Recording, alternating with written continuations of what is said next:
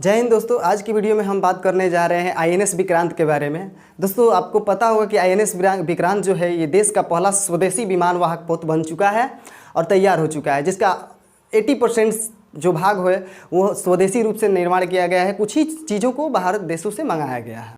This is my story.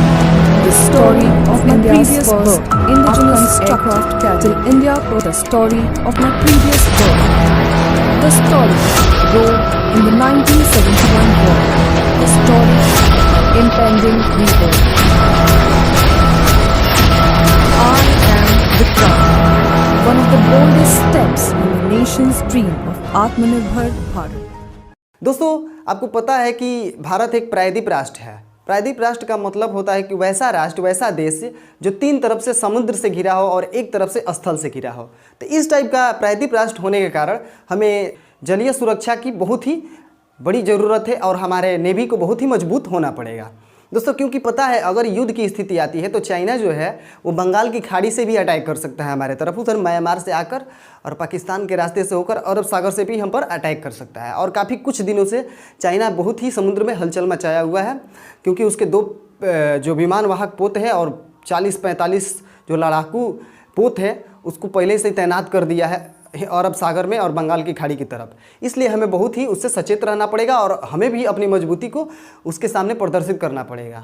तो दोस्तों द्वितीय विश्व युद्ध के दौरान हमारे पास कोई एयरक्राफ्ट नहीं था, इसलिए हमें इसकी बहुत ही ज़्यादा ज़रूरत थी, क्योंकि फाइटर प्लेन जो होते बहुत काफ़ी छोटे होते हैं और उनको लैंड करने के लिए बहुत ही कम जगह की आवश्यकता होती है। और आप कहेंगे कि इसको तट पर क्यों नहीं लैंड किया जा सकता, और तट पर लैंड करने से बहुत प्रॉब्लम आ सकती है दोस्तों, क्योंकि तट समुद्र से बहुत ही काफ़ी दूर होता है और वहाँ तक युद्ध के स्थल तक पहुँचते पहुँचते उन फाइटर प्लेन्स का फ्यूल ख़त्म हो सकता है, वो ख़राब हो सकती है टाइम पर नहीं पहुँचने से। इस तरह से दुश्मन आप पर बहुत ही ज़ोरदार हमला करके आपको ख़त्म कर सकता है। इसलिए आपको एयरक्राफ्ट चाहिए ही चाहिए अगर आप समुद्री सुरक्षा को ज़्यादा मजबूत करना चाहते हैं तो। इसलिए क्योंकि द्वितीय विश्व युद्ध में एयरक्राफ्ट का बहुत ही बड़ा रोल था, लेकिन उस वक्त हमारे पास था नहीं, ठीक है ना, क्योंकि प्रथम विश्व युद्ध के दौरान स्थलीय युद्ध होता था, लेकिन स्थलीय युद्ध में बहुत ही काफ़ी समस्याएं होती थी। ये सेनाओं को एक जगह से दूसरी जगह जाने में महीनों लग जाता था। इसमें कितने लोग का डेथ हो जाता था, कोई रोग हो जाता था, तो खाने में दिक्कत होती थी, कमज़ोर पड़ जाते थे, तो युद्ध कैसे लड़ेंगे। इसलिए एयरक्राफ्ट की बहुत ही मांग बढ़ी और द्वितीय विश्व युद्ध में एयरक्राफ्ट ने बहुत ही बड़ी भूमिका निभाया, क्योंकि फर्स्ट वर्ल्ड वार के दौरान सभी देश अपने स्थलीय सीमाओं को सुरक्षित कर लिया था और एक ही रास्ता बचा था उन पर समुद्री अटैक करना, यानी कि समुद्र के रास्ते से होकर किसी दूसरे देश पर अटैक करना, क्योंकि समुद्र से जाना आसान होता है, पानी पर चलना है और इससे आपके बगल वाले दुश्मन को पता भी नहीं चलेगा। इस तरह से ये होता है, ठीक है ना। तो द्वितीय विश्व युद्ध में एयरक्राफ्टों ने बहुत ही बड़ी भूमिका निभाई। द्वितीय विश्व युद्ध के समय ब्रिटेन में एक HMS हरकुलिस नाम का जो एयरक्राफ्ट था वो बन रहा था, लेकिन जब तक वो बनता तब तक द्वितीय विश्व युद्ध खत्म हो चुका था, इसलिए भारत ने उसे खरीद लिया। 1957 में भारत ने उसे खरीदा और 4 साल में उसको अपने तरीके से मॉडिफाई करके 1961 में भारतीय नौसेना में इसको शामिल कर लिया गया, ठीक है ना। 1961 में 1957 में खरीदा और 4 साल मॉडिफाई करने के बाद 1961 में इसे भारतीय सेनाओं में नेवी में शामिल कर लिया गया, ठीक है ना। और इसका नाम रखा गया INS विक्रांत। और उसी टाइम एक और ब्रिटेन से ही HMS हरमस को भी खरीदा गया और उसका नाम रखकर उसको मॉडिफाई करके उसका नाम रख दिया गया INS विराट। ये बहुत ही सुरक्षा किया, भारत के नेवी सुरक्षा के लिए बहुत ही बड़ा भूमिका निभाया INS विक्रांत और विराट ने। लेकिन 1997 में जाकर इन दोनों को क्या कर दिया गया, डिमोलाइज कर दिया गया, यानी कि तोड़ दिया गया और इसके लोहे को सब बाहर निकाल लिया गया। और ऐसा करके उसे मतलब ऐसा करना नहीं चाहिए था, लेकिन कर दिया गया, डिमोलाइज कर दिया गया उसके, और उसके लोहों को औजारों को बेच दिया गया, ठीक है ना। बात करें INS विक्रांत की बनाने की खर्च, तो इसको बनाने में टोटल 22,000 करोड़ रुपया लगा है, ठीक है ना दोस्तों, टोटल 22,000 करोड़। और यह काम जो था 2013 में ही स्टार्ट कर दिया गया था। 2013 में 10 साल इसको बनाने में लगा और 2021 में इसको ट्रायल पर भेजा जाएगा, ठीक है ना। ट्रायल का मतलब होता है कि उसको जांच किया जाएगा, उसका स्पीड जांच किया जाएगा, उसका टर्निंग पॉइंट देखा जाएगा, उसका युद्ध करने का तरीका देखा जाएगा, उसके स्पीड को कंट्रोल करके देखा जाएगा, उसके रडार्स को चेक किया जाएगा, उसके उसके कैरियर को चेक किया जाएगा। इन सभी चीज़ों को चेक करके 1 साल तक ये चेक करने में लगेगा। उसके बाद इसको 2022 में, यानी कि अभी इसको क्या कर दिया गया, इंडियन नेवी में शामिल कर लिया गया। 2 सितंबर 2022 में PM मोदी ने इसे कमीशन करके इंडियन नेवी में शामिल कर दिया गया, ठीक है ना दोस्तों। इसकी टोटल खर्च 22,000 करोड़ रुपया लगा और ये 2013 से लेकर 2022 तक इसको बनाने में समय लगा। और बात करें तो इससे कोची शिपयार्ड लिमिटेड कंपनी ने बनाया है, ठीक है ना, जो भारत की सबसे बड़ी शिपयार्ड कंपनी है, ठीक है ना। इसकी लंबाई की बात करें तो टोटल 860 फीट इसकी लंबाई है, ठीक है ना। और चौड़ाई की बात करें तो इसका चौड़ाई कम से कम 212 फीट है, ठीक है ना। और ऊंचाई इसकी 80 फीट है। इतना बड़ा ये चलता फिरता एक तरह का शहर बन चुका है दोस्तों, क्योंकि इस पर बिहार के जैसे छोटा मोटा बिहार में जैसे जो छोटा मोटा गाँव होता है वो भी इस पर बस सकता है।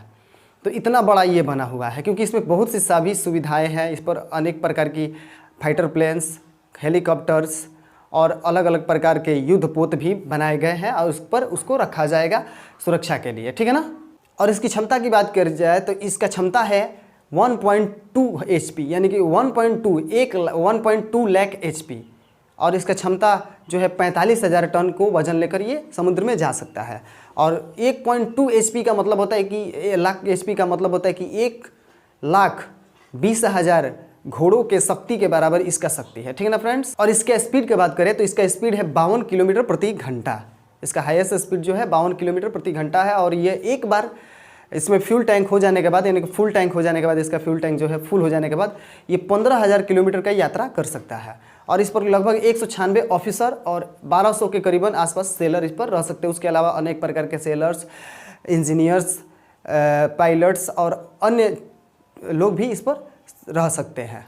दोस्तों ऐसा नहीं है कि भारत ने पहली बार अपना स्वदेशी एयरक्राफ्ट बनाया है, बल्कि इससे पहले भी 1960 में उन्होंने INS अजय और 1968 में INS नीलगिरी को, जो कि युद्धपोत थे, उसको बनाकर इंडिया ने अपने शक्ति को प्रदर्शन कर चुका था। लेकिन ये पहला विमान वाहक युद्धपोत है जिस पर फाइटर प्लेन लैंड भी कर सकती है और उससे टेकअप भी कर सकती है। और अब भारत के पास 2 एयरक्राफ्ट हो चुके हैं। एक है INS विक्रांत जो अभी तैयार हुआ, और एक पहले से था INS विक्रमादित्य जिसको यूक्रेन से खरीदा गया था, ठीक है ना फ्रेंड्स। देखिए दोस्तों, एक विमान वाहक पोत के लिए 3 चीज़ें मुख्य जरूरी होती है। पहला होता है फ्लोट, दूसरा होता है मूव, तीसरा होता है उसका फाइट, ठीक है ना। तो INS विक्रांत का जो फ्लोट है वो 90% है, और जो मूव है वो 60% है, और इसका जो फाइट है वो 30% है।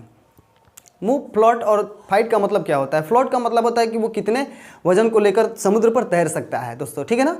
और मूव का मतलब होता है कि उसका मूव पॉइंट यानी कि टर्निंग पॉइंट कितना समय में वो जल्दी मुड़ जाता है। यानी कि बहुत ही, देखिए, एक युद्धपोत को समुद्र में मोड़ना बहुत ही बड़ी बात होती है, ठीक है ना। उसको लंगर डालकर रोका जाता है। बहुत बड़े बड़े लंगर जो होते हैं उस समुद्र में गिराकर उस जहाज के दिशा को मोड़ा जाता है, उसको रोका जाता है। इमरजेंसी ब्रेक का कार्य करता है। और दोस्तों फाइट का मतलब होता है कि उस पर कितने विमान वाहक पोत आ सकते हैं, कितने उस पर से टेकअप कर सकते हैं, कितने उस पर फाइटर प्लेन रह सकते हैं, कितने उस पर मिसाइल्स हैं, कितने उस पर ड्रोन्स हैं, कितने उस पर रडार्स हैं, कितने तरीके से उसको सुरक्षित रखा गया है, ठीक है ना। तो ये सभी मायने रखती है एक अच्छे एयरक्राफ्ट के लिए।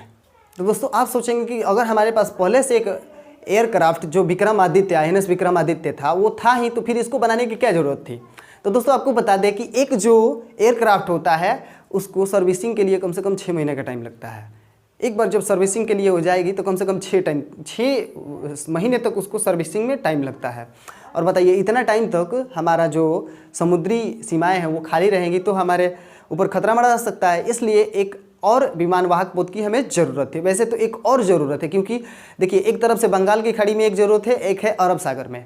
अगर मान लीजिए कि एक इसमें से चली जाती है 6 महीने के लिए सर्विसिंग पर, तो फिर भी एक जगह खाली हो जाएगा। इसलिए कम से कम अगर हमारे पास 3 एयरक्राफ्ट रहे तो बहुत ही हमारे लिए बहुत ही फ़ायदेमंद होगा और हम बहुत ही सुरक्षित रहेंगे और हमारा सैन्य शक्ति बहुत ही मजबूत होगा, ठीक है ना फ्रेंड्स। तो अभी एक और ज़रूरत है। चाइना के पास भी 2 है और वो बना रहा है, और ऐसा पता लगाया जा रहा है कि वो 2030 तक बहुत से ऐसे विमान वाहक बना सकता है। क्योंकि नोबल सुरक्षा के हिसाब से देखा जाए तो चाइना फर्स्ट नंबर पर आ गया है, जो अमेरिका को भी पीछे छोड़ दिया है। दोस्तों बात करें INS विक्रांत के खासियत के बारे में, तो दोस्तों इसके बहुत से बड़ी बड़ी खासियतें हैं। सबसे पहले बात करते हैं लिफ्ट का।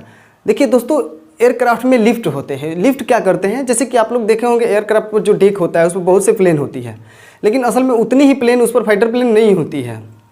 क्योंकि जितनी भी फाइटर प्लेन अधिक होती है उसको लिफ्ट के सहारे उसके डेक के नीचे रखा गया होता है, और जितना भी मेंटेनेंस का कार्य होता है, फ्यूल का काम होता है, उसमें जो भी उसके रिपेयरिंग का काम होता है उसके नीचे चलता रहता है, ठीक है ना फ्रेंड्स। और जो ऊपर आपने देखा होगा वो हमेशा रेडी रहती है, हमेशा युद्ध के लिए रेडी टू फाइट होती है, ठीक है ना। तो उस प्लेन्स को नीचे के यार्ड में ले जाने के लिए लिफ्ट की आवश्यकता होती है। तो इसकी सबसे बड़ी बात ये है कि INS विक्रांत का जो लिफ्ट है वो सी फेसिंग है। सी फेसिंग होने से फ़ायदा ये होता है दोस्तों कि अगर जहाज़ आधा भी है उस लिफ्ट पर और आधा उसका समुद्र के पीछे वाले भाग में भी है तो भी वो नीचे आराम से चला जाएगा। दूसरा बात करते हैं इसका इंजन की। तो दोस्तों इसमें 2.5 HP का लाख HP का हॉर्स पावर का इंजन लगाया गया है, ठीक है ना फ्रेंड्स।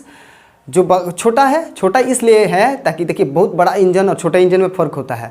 अगर छोटा है और पावर उसका ज़्यादा है तो बढ़िया है, और बड़ा है पावर कम है तो कोई फ़ायदा नहीं, क्योंकि बड़ा इंजन काफ़ी ज़्यादा आवाज़ करता है जिससे दुश्मनों को पता चल जाता है आपका, ठीक है ना फ्रेंड्स। तो अगर तीसरा बात करें तो आप अगर रेड लाइन देख रहे होंगे स्क्रीन पर, तो रेड लाइन के ऊपर वाला जो भाग होता है उस पर लाइन से जो रेडी टू फाइट एयरक्राफ्ट होते हैं, प्लेन होती है, फाइटर प्लेन, उसको लाइन से रखा गया होता है जो हमेशा युद्ध के लिए तैयार रहती है। उस रेड वाली लाइन के नीचे आप देखेंगे तो जो पीले पीले तिरछे आपको रेखा दिखाई देगा वो जो है कि रनवे है। INS विक्रांत पर 2 रनवे रखा गया है, एक है शॉर्ट रनवे, एक है लॉन्ग रनवे। शॉर्ट रनवे से फुल हाई स्पीड के साथ जो फाइटर प्लेन्स होते हैं उनको टेकअप किया जाता है, जबकि लॉन्ग रनवे से आराम से उसको टेकअप किया जाता है, ठीक है ना। इमरजेंसी के लिए शॉर्ट का इस्तेमाल ज़्यादा किया जाता है। तो दोस्तों अब उसके नीचे आप देखेंगे तो एक रेक्टेंगुलर साइज में, यानी कि एक आयताकार में एक आपको स्पेस दिखाई देगा जिसको हम लैंडिंग स्ट्रिप कहते हैं। लैंडिंग स्ट्रिप, उस लैंडिंग स्ट्रिप पर क्या करती है, जितनी भी प्लेन होती है जो टेकअप कर चुकी होती है उस पर लैंड करती है, ठीक है ना। और वैसी पर कहीं कहीं आपको देखा होगा तो कोई डॉट दिखाई देगा, व्हाइट डॉट दिखाई दे रहा होगा, वो व्हाइट डॉट जो है वो हेलीपैड है, वो हेलीकॉप्टर्स को उतरने के लिए और वहाँ पर रखने के लिए बनाया गया है, ठीक है ना। इस पर कम से कम 10 से 15 हेलीपैड बनाया गया है जिस पर फाइटर हेलीकॉप्टर के साथ साथ सिविलियन हेलीकॉप्टर भी उस पर लैंड कर सकता है। दोस्तों बात करें इसकी लैंडिंग के बारे में, तो लैंडिंग पर अरेस्टेड लैंडिंग का व्यवस्था किया गया। अरेस्टेड लैंडिंग क्या होता है, तो अरेस्टेड लैंडिंग में उस डॉक पर 3 वायर बिछे होते हैं, 3 वायर होते हैं, ठीक है ना। उन वायर में क्या होता है, जैसे कि फुल स्पीड के साथ एयरक्राफ्ट तो आप देखेंगे लैंड कर रही होती है, और लैंड करते वक्त उतना बड़ा तो नहीं बना सकते हैं ना, तो उसी छोटे से एरिया में उसको मैनेज किया जाता है, इसलिए उस पर 3 वायर लगाए गए होते हैं। उस वायर से क्या होता है कि जब भी प्लेन लैंड करती है तो वो अपने तरफ से नीचे कुंडी भेजती है, और कुंडी क्या करता है, उसी किसी एक वायर में फंस जाता है और वो आराम से स्पीड उसका कंट्रोल हो जाता है। वो एक स्ट्रेचिंग वाला वायर होता है, ठीक है ना, आगे की तरफ जाकर फिर उसको पीछे खींच लेता है, ऐसे होता है, यानी कि उसको पकड़ लेता है, जहाज़ को पकड़ लेता है। और कभी भी जो पायलट होता है उसको फुल स्पीड से लैंड करता है। दोस्तों फुल स्पीड से लैंड इसलिए करता है, अगर बाई चांस मान लीजिए कि वो जो उसका कुंडी है वो नीचे गिरा है, उसको फंसा नहीं उस वायर में, तो अगर हाई स्पीड नहीं रहेगा तो आगे जाकर गिर जाता है, समुद्र में गिर सकता है, इसलिए वो अपना फुल स्पीड से लैंड इसलिए करता है। अगर नहीं फंसे तो बाय द वे वो उड़ भी जाएगा, फिर दोबारा कोशिश करेगा लैंड करने के लिए। तो जितने भी पायलट होते हैं वो दूसरे वायर में अपने कुंडी को फंसाने का मतलब फंसाना चाहते हैं और उसी को प्रीफर मानते हैं, ठीक है ना फ्रेंड्स। बात करें तो इस पर एक टकन नाम का रडार लगाया गया है। टकन, इसके हाइट पर ऊपर सबसे टकन नाम का रडार लगाया गया है जो कि इसके एंगल को मेंटेनेंस करता है। दोस्तों आप समुद्र में जब जहाज एयरक्राफ्ट है तो ऐसे ऐसे होता रहेगा, और इस तरह से होगा तो ऊपर से जो प्लेन आएगी वो तो सिंपल स्पीड में, वो तो ऐसे ऐसे नहीं करेगी, वो तो सीधे चल रही है, और इस स्थिति में वो ऐसे ऐसे कर रहा है, ये सीधा आ रहा है, तो इस स्थिति में क्रैश लैंडिंग होने का खतरा हो जाता है। इसलिए उस एंगल को देखना बहुत ज़रूरी होता है कि किस एंगल पर अभी एयरक्राफ्ट है और किस एंगल पर उस फाइटर प्लेन को उसको लाया जाए, ठीक है ना। इसलिए एंगल मेंटेनेंस के लिए टकन उस पर रडार लगाया गया। बात करें तो उसके अलावा उसके नीचे 2 और रडार लगाए गए, जैसे एक मेराइन रडार है और एक नेविगेशन रडार है। ये मेराइन रडार क्या करता है, तो मेराइन रडार ये छोटे छोटे टारगेट को फॉलो करता है, ठीक है ना, कि छोटे छोटे जैसे कि कोई भी शिप आ रही है, जा रही है, कोई भी प्राइवेट जो शिप है, ठीक है ना, उसको ये देखता रहता है कि कौन क्या कर रहा है, कैसे क्या कर रहा है, यानी कि अपने आसपास के छोटे टारगेटों पर नज़र रखता है। और जो नेविगेशन इसका रडार है, नेविगेशन सिस्टम वाला रडार, वो काफ़ी दूर बड़े पैमाने पर नज़र रखता है, 400 किलोमीटर के आसपास के तौर पर वो नज़र रखता है, इसलिए ताकि अगल बगल कोई बड़ा सा पहाड़ ना हो, कहीं समुद्र के नीचे से आइसबर्ग ना निकला हो, या कोई कहीं से पायलट फाइटर प्लेन ना आ रहा हो, कहीं से मिसाइल कोई नहीं आ रही हो ना, तो इन सभी को कंट्रोल करता है नेविगेशन, ठीक है ना। ठीक है, समुद्र के अंदर से भी कंट्रोल करता है, बाहर से सोनार से कहा जाता है, साउंड नेविगेशन सिस्टम, ठीक है ना। इसके अलावा इस पर सेलेक्स वार्निंग रडार भी लगा होता है, ये भी 400 किलोमीटर के दायरे में जो भी चीज़ें आती है उसको वार्न करके अपने पूरे के पूरे अफसर को भेज देता है, ठीक है ना। सेलेक्स वार्निंग रडार इसे कहते हैं। इसके अलावा MF स्टार रडार भी लगाया गया होता है जो मल्टी फंक्शनल है। मल्टी फंक्शनल इसलिए इसे कहा जाता है क्योंकि ये जितने भी चीज़ें जहाज़ पर कंट्रोल होती है उन सभी को एक तरह से उसको भेज सकता है, अगल बगल के जितने भी सूचनाएं हैं उसको करके कम्युनिकेशन स्थापित कर सकता है, ठीक है ना। इसके अलावा इस पर एक नयन एंटी रेडार लगाया गया है। ये नयन क्या है, एक एंटी रेडार है। एंटी रेडार का मतलब क्या होता है दोस्तों, एंटी रेडार का मतलब कि अगर मिसाइल कोई आ रही है, कोई फाइटर प्लेन आकर उस पर मिसाइल दाग रहा है अगर हमारे पोत पर, तो उस पर क्या होगा कि उसको ये क्या करते हैं, भटका देगा, उसके रास्ते को चेंज कर देगा, यानी कि कैमोफ्लेज की तरह करेगा, छलावा करेगा। वो बताएगा कि हम यहाँ पर नहीं, यहाँ पर है, और इस स्थिति में वो मिसाइल कहीं पानी में जाकर गिर सकता है, ठीक है ना। तो ये एक एंटी मिसाइल रडार लगाया और इस पर एक सेक्शन सिस्टम है फॉर कम्युनिकेशन के लिए। कम्युनिकेशन के लिए सेक्शन सिस्टम लगाया गया है जो आसपास के एरिया में कम्युनिकेट कर सकता है। और इसके साथ साथ इस पर एक सैटकॉम भी लगाया गया है। सैटकॉम मतलब क्या, सैटेलाइट कम्युनिकेशन। सैटेलाइट कम्युनिकेशन के साथ ये अपने कोस्ट से, अपने आसपास के सभी क्षेत्रों से ये बातचीत कर सकते हैं, कंट्रोल कर सकते हैं कम्युनिकेशंस को। तो दोस्तों इस पर सैटकॉम के अलावा ACCS लगा होता है, जिसका मतलब होता है एडवांस कंपोजिट कम्युनिकेशन सिस्टम। ये क्या करता है, तो ये सबमरीन, उस एयरक्राफ्ट पर मौजूद सारे ऑफिसर जो होते हैं और कोस्ट पर ऑफिसर जो होते हैं उन सभी से कांटेक्ट करता है और कम्युनिकेशन स्किल को स्थापित करता है। दोस्तों इसके अलावा फिर बात करें तो SSR लगा होता है, जिसको कहते हैं सेकेंडरी सर्विलेंस रडार। ये सेकेंडरी सर्विलेंस रडार करता क्या है, तो ये आसपास के जितने भी नाव हैं, जहाज़ है, या इसके जितने भी लड़ाकू विमानें हैं, फाइटर प्लेन्स है, सबमरीन है, सभी की स्थिति को देख रेख करता है, ठीक है ना फ्रेंड्स। उसके अलावा वहाँ पर एक ATC सिस्टम डिपार्टमेंट होता है, जहाँ पर सभी लोग, वहाँ पर जो बड़े अफसर होते हैं पायलट को निर्देश देते हैं कि कब टेकअप करना है, क्या करना है, किस तरह से टेकअप करना है। इन सभी क्रियाओं को ATC से कंट्रोल किया जाता है, ठीक है दोस्तों। इसके अलावा उस विक्रांत पर, INS विक्रांत पर बहुत अन्य सुविधाएं हैं। यहाँ पर नहाने के लिए पूल है, जिम है, वहाँ पर और खाना बनाने के लिए, रोटी बनाने के लिए सब बेकरी सिस्टम लगाया गया है, ताकि एक बार जब उस पर चले जाए तो वो बहुत दिनों तक उस पर 6 महीने तक का भोजन उनको प्राप्त हो सके। इसलिए इन सभी व्यवस्थाओं को उस पर एकत्रित किया गया है। और बता दें आपको कि उसमें जितने बिजली का सप्लाई होता है INS विक्रांत पर, उससे एक गाँव को कम से कम 1 साल तक बिजली प्रदान किया जा सकता है, ठीक है ना फ्रेंड्स। तो इस तरह से बहुत सी सुविधाएं से लैस किया गया है INS विक्रांत को, इसीलिए ना उसमें बहुत ज़्यादा पैसा खर्च हुआ है। तो हमारे पास अब 2 एयरक्राफ्ट हो चुका है, एक INS विक्रांत और दूसरा INS विक्रम आदित्य। अब इस प्रकार से हमारा ताकत बहुत ज़्यादा हो गया है और इंडिया भी उन देशों में शामिल हो चुका है। जैसे कि अभी तक लगभग 6 देश है जो अपना स्वदेशी एयरक्राफ्ट बनाए हैं, उसी देशों में इंडिया भी शामिल हो चुका है। तो आज के ज़माने में इंडिया बहुत ही टेक्नोलॉजी में और अपने आत्मनिर्भर भारत में बहुत ही सहयोग कर रहा है और ख़ुद अपने टेक्नोलॉजी में और शिक्षा के विस्तार में बहुत ज़्यादा और अपने डिफेंस सिस्टम पर खासतौर पर ध्यान दे रहा है। दोस्तों यह वीडियो आपके लिए बहुत ही इंफॉर्मेटिव है और ये एग्ज़ाम्स, बहुत से ऐसे कॉम्पिटिटिव एग्ज़ाम है जैसे कि UPSC, BPSC, UPPSC, ASI और CGL जैसे एग्ज़ामों के लिए दृष्टिकोण से बहुत ही महत्वपूर्ण है। आपके चाहे PT हो या मेंस हो या आपके लिए इंटरव्यू हो, उन सभी एग्ज़ामों की दृष्टि से ये बहुत ही महत्वपूर्ण है, क्योंकि वहाँ पर डीप क्वेश्चन पूछे जाते हैं। तो इसी प्रकार के डीप इन्फॉर्मेटिव नॉलेज के लिए हमारे चैनल को सब्सक्राइब कीजिए। तब तक मिलते हैं अगले वीडियो में। जय हिंद, जय भारत।